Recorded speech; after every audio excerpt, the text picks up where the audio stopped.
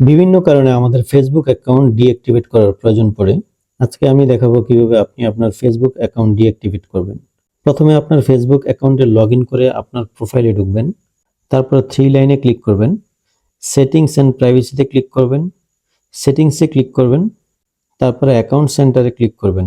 নিচের দিকে manage অ্যাকাউন্টসে click করবেন। আপনার ফেসবুক অ্যাকাউন্টের ম্যানেজে ক্লিক করবেন। এখানে আপনি ডিঅ্যাক্টিভেশন অর ডিলিশন অপশনস পাবেন। এখানে ক্লিক করবেন। এখানে আপনি দুইটা অপশন পাবেন, deactivate account or delete account. Deactivate হচ্ছে টেম্পোরারি, আপনি যে কোনো সময় ব্যাক করতে পারবেন। ডিলিট অ্যাকাউন্ট হচ্ছে পার্মানেন্ট, একেবারে আপনার ফেসবুক অ্যাকাউন্টটি বন্ধ হয়ে যাবে, আপনি আর কখনো লগ ইন করতে পারবেন না। আমি যেহেতু ডিঅ্যাক্টিভেট করব তাই এখানে টাচ করে কন্টিনিউ করব। আপনার ফেসবুক পাসওয়ার্ড দিয়ে কন্টিনিউতে ক্লিক করবেন, আবার কন্টিনিউতে ক্লিক করবেন। এখানে আপনি অনেকগুলো অপশনস পাবেন কেন আপনি ডিঅ্যাক্টিভেট করতে চাইছেন। আপনার ভ্যালিড রিজনটাতে টাচ করবেন। আমি যেহেতু আবার ফিরে আসব তাই এটা সিলেক্ট করে কন্টিনিউতে ক্লিক করব।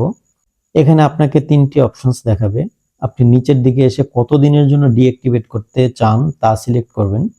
আপনি যদি চান আপনার যেদিন মন চাইবে সেদিন আবার অ্যাক্টিভেট করবেন, তাহলে একেবারে নিচে ডোন্ট রিঅ্যাক্টিভেট অটোমেটিক্যালি সিলেক্ট করবেন।